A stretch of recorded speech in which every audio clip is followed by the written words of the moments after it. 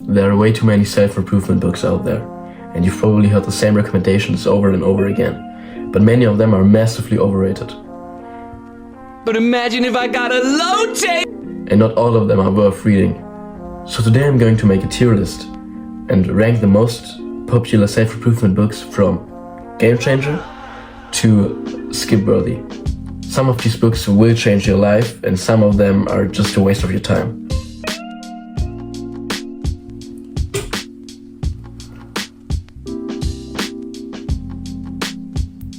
Okay, 48 Laws of Power. It's all the people swear in this book it's so good, and it actually is. Well, it's forbidden in some prisons in the United States because it teaches you how to manipulate and start revolting against systems. So, because they're afraid of the inmates doing something dangerous and bringing the other inmates to start a revolution, they made it illegal to read the book in there. And that's for a good reason, because this book is powerful. It's hard to read maybe for some people because it teaches you how to be manipulative, and some people say it turns you into a bad people, but these are the same people who get stepped over in life over and over again. The author, Robert Howard Green, he's such an intelligent guy. He's written so many books, I've read all of them, and this is his best work. And this book isn't even that good for being bad towards other people, but it makes you be more protective towards people with bad influence for you. Because we often don't even recognize that we're being manipulated, that we're being taken advantage of.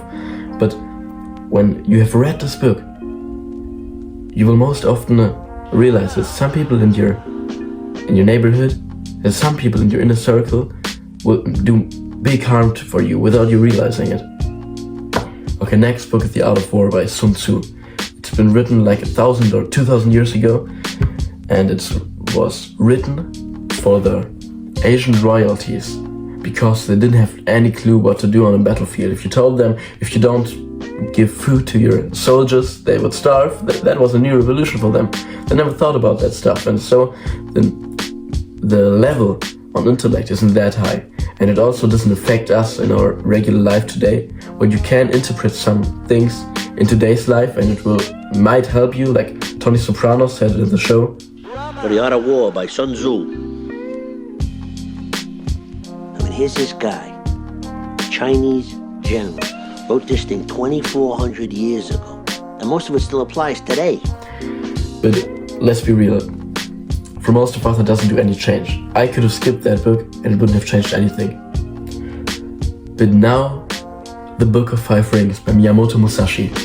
He was the greatest swordsman in the history of Japan. And what he was all about was being balanced. So Mike Tyson talks about him and many other warriors. So if you aren't good in one thing, you can't be good in anything. So it's not just about war, it's also about art, it's also about poetry, it's also about archery. You need a balanced life to be the ultimate achiever. So therefore it's definitely good. It's not great because it's not perfectly fitting in our time, but it's still good. Okay, now we got the stereotypical self-improvement book, Atomic Habits. And I wouldn't say it's that great because it's still knowledgeable, but the people who need this book, the fat lazy people, they would never read a 400-page book. And for the people who would read a 400-page book, the tips and tricks inside the book wouldn't change their life that much. It's not that informative.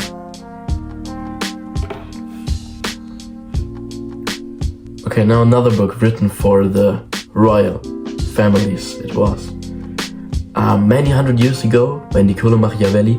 He was put into exile, and when he came back he wanted to make a gift for the royal in Florence. So he has written the book The Prince, on how to keep power and don't let the peasants revolt.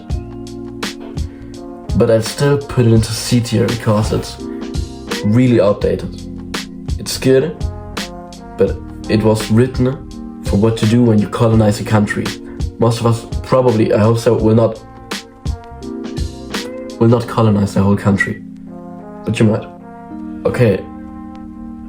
Now, how to win friends and influence people. If you read the book, I wouldn't have anything to say about it, because you would realize it's absolutely game-changing. And the book is more needed than ever before because of stuff like Corona, the COVID-19 pandemic. For 2 years, we didn't socialize with each other. We were locked up in our house. We didn't have any connection with other people except for on the Discord server. And when we went outside into the real world, we are socially retarded. And this book, it was written many, many years ago, but it just tells you that it gives you tricks and tips to socialize with people, to make you popular, to make other people like you, and so that you can win friends. And it's not for like people who really need friends who are lonely, but it's also very good for people who are already in a big circle of friends. But it also teaches you how to influence these people, not in a bad way, like 48 Laws of Power, but in a humanitarian way. Okay, now maybe the best book I've ever read. And please, if you've not read it yet, read it. It's Think and Grow Rich by Napoleon Hill. I was recommended that book like a year ago from my uncle. And I was like, Think and Grow Rich? What does it mean? But after I read it, after I resonated with it, I've come to the conclusion that it actually works after I tried it a couple of times. And what the book says is that everything is polar. Everything is magnetic. So also your thoughts are in waves. And the more similar the frequencies of your thoughts and your state of being is with your goal state, because everything has a frequency. Also the state of just living has a frequency, and the state of living while being rich is different than the one when being broke, of course.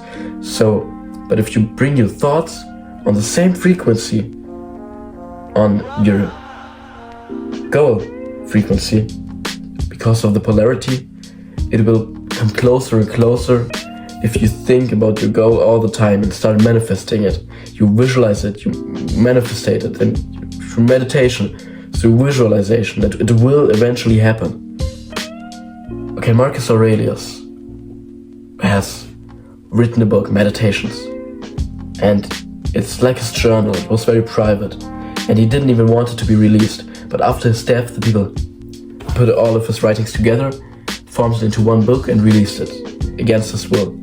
And this book is called Meditations, and it teaches you how to be a stoic. It teaches you the stoicism, because Marcus Aurelius was the stoic. Even today, when we're being taught the philosophy of stoicism, and he teaches gratefulness, he teaches stay positive, have belief in yourself, and don't do what you want to do, but do what you're supposed to do. And sooner or later, that is the thing that will make you happy. So therefore, I'll put it into the good tier, because not every person can correlate to the teachings of Stoicism, even though they should probably. It's not perfect, it's good. Okay, now a book that's lesser known, The Way of the Superior Man.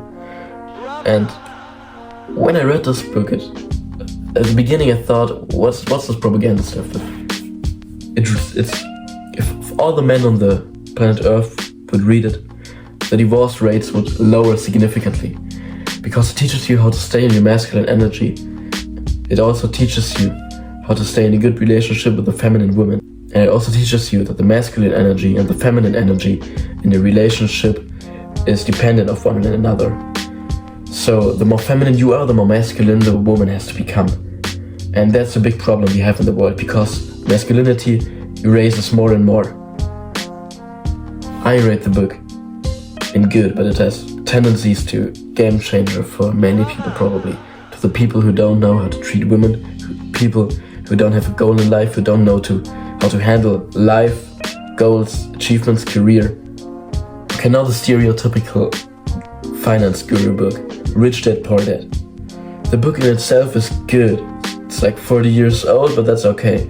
But it also teaches you the very, very basic thing. If you don't have any economic education, then it's good to start with that book. But if you are already really into economics and know a lot about it, you could technically skip it. But for some people it's important, and it teaches you the complete basics. It has some good knowledge, but many of it is also just a waste of time, because we live in a time where most of these things aren't on point anymore. But it's knowledgeable. Okay, now Power of Your Subconscious Mind, then. A book on the law of attraction.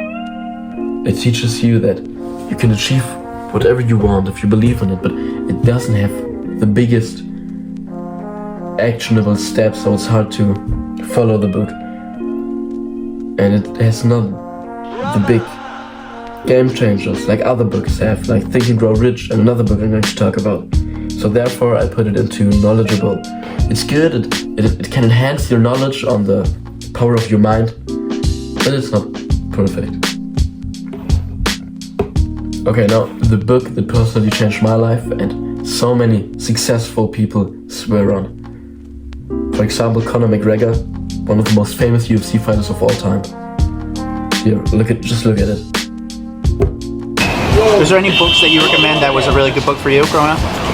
You know, one that changed my life was the Secret, the Law of Attraction, the book on the Law of Attraction. The Key to Living the Law of Attraction. Some good shit. Some good little quotes and all like that. I like reading. No, it's just grab one. Anyway. Constant repetition carries conviction. Some good shit, isn't it?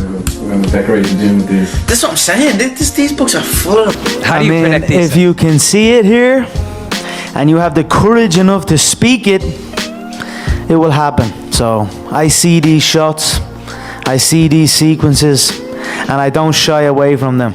A lot of times people believe in certain things, but they keep to themselves. They don't put it out there. If you truly believe in it, if you become vocal with it, you are creating that law of attraction, and it will become reality. Also, maybe the most dangerous human in the history of planet Earth, John Bones Jones, swears on this book, on the law of attraction that this book preaches. A lot of people were surprised when they found out that you've been signing your name as Champ 2011. How did that come about? I believe in the law of attraction, and I believe that that you can speak things into existence. And I believe that when you know where you're going and you know what you want, the universe has a way of stepping aside for you. Okay, so it basically says, stay positive, have belief in yourself, be thankful, and imagine yourself in the state you want to be. And sooner or later it will happen in any realm of human endeavor. I don't have anything to say anymore to this book, it's just absolutely life-changing. And I have a question. In the summer I'm going to do an ultra marathon. And I thought about listening to the book Can't Hurt Me by David Goggins during the marathon, because I heard it's really motivating. Like that's what Joe Rogan said about it. The book is outstanding, and it's more than just sitting across from you and you telling your story is one thing, but this long, detailed history of how you became to be the person you became, I think it's very educational for people. So I hope I can get the motivation while hearing this book. Are there any better books I can listen to while running, so it motivates me or makes me more disciplined, so I can run some more kilometers, because it's going to be hard, but I will do it easily because of law of attraction, you know. Okay, drop a follow, and if you thought the video was good, if it was not good, dislike, like it, but please leave some criticism in the comments. Love you.